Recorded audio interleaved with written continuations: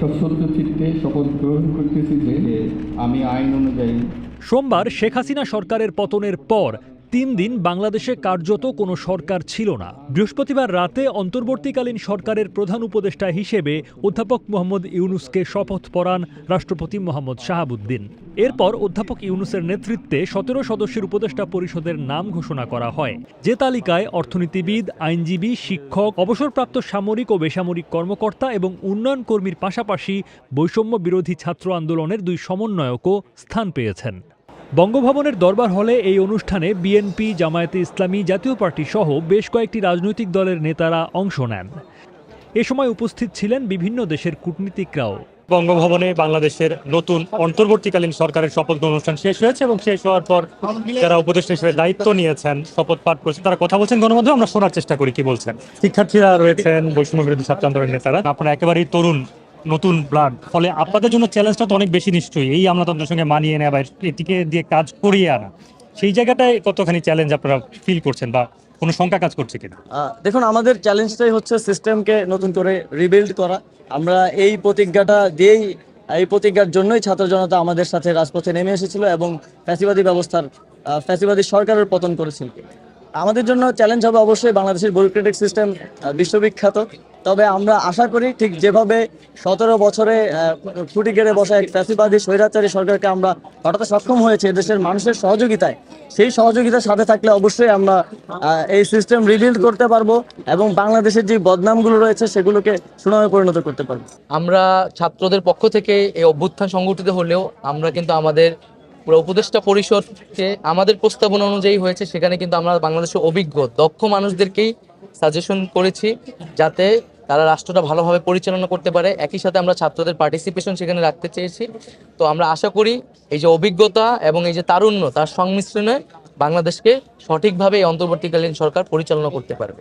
সাধারণ মানুষের জীবনে যে কষ্ট, মানে দ্রব্যমূল্য বৃদ্ধির কারণে এবং নানা কারণে মানুষের জীবন জীবিকার অসুবিধার কারণে আমরা চাইবো যে আমরা যে কয়জন দায়িত্ব নিয়েছি সবাই একত্রে মিলে এবং মিডিয়াকে বলছি আপনাদের সহায়তায় আমরা যেন এই কাজগুলো করতে পারি।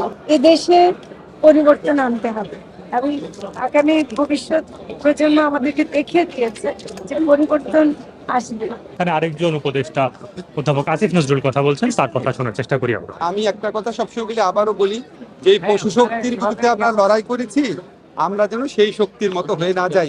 তাহলে আমাদের ছাত্র জনতা যে অভাবনীয় একটা সুযোগ আমাদের জন্য নিয়ে এসেছে, যে মহান একটা দ্বিতীয় যুদ্ধ সম্পন্ন করেছে, সেটার মাহাত্ম প্ল্যান হয়ে যাবে। এটা আমাদের সবাইকে মনে রাখতে হবে। এক অভিনব উপদেষ্টা পরিষদ বলতে পারে, তারুণ্যের সমার রয়েছে, অভিজ্ঞ বিভিন্ন ক্ষেত্রের যারা রয়েছেন। পরিষদের উপর বাংলাদেশের মানুষ কতটুকু আশাবাদী হতে পারে যদি আমরা সততার সাথে কাজ করতে পারি, যদি আমাদের ফোকাস ঠিক থাকে, যদি আমরা জনবিচ্ছিন্ন হয়ে না পড়ি, তাহলে অনেক আশাই পূরণ হবে। আশা তো অনেক। এই সময়টাতে যারা উপদেষ্টা পরিষদে আছেন অনেকেই বিগত সরকারের হাতে নানাভাবে, আপনাদের ভাষা অন্তত, নিপীড়নের শিকার হয়েছেন। ফলে এবার দায়িত্ব পালন করতে গিয়ে সেই অভিজ্ঞতাগুলো কোনোভাবে প্রভাবিত করবে কিনা আপনাদের? চেষ্টা তো করতেই হবে এবং চেষ্টার এই প্রসঙ্গটাই হচ্ছে একটা চ্যালেঞ্জিং। নিশ্চয়ই সবাই মিলে আমরা একসঙ্গে কাজ করলে সমাধান একটা পাবোই খুঁজে। ধন্যবাদ। অনেক প্রত্যাশার উপর দাঁড়িয়ে আপনাদের আজকের এই শপথ গ্রহণ, কি বলবেন? চাপটা কতখানি? এবং আমি আমাদের এই যে উপদেষ্টা মণ্ডলী নিয়ে আমি নিজেই চমকিত। আমি মনে করছি some of our best are here. আমাদের অবস্থান হচ্ছে ডু অর ডাই এবং স্যারকে সামনে রেখে আমরা আমাদের জান নিবেদন করে দেব তাকে। তারা যেহেতু একটা ছাত্র আন্দোলনের মধ্য দিয়ে বাংলাদেশকে একটা বদলের দিকে ধাবিত করেছেন এবং বাংলাদেশ শেখ হাসিনা সরকার পতনের পর এবং প্রধানমন্ত্রী হিসেবে শেখ হাসিনা সেই জায়গা থেকে পদত্যাগ করার পর পালিয়ে যাওয়ার পর কয়েকদিনের সরকারহীনতার একরকম অবসান ঘটলো আজকে বঙ্গভবনের শপথ অনুষ্ঠানের মধ্য দিয়ে।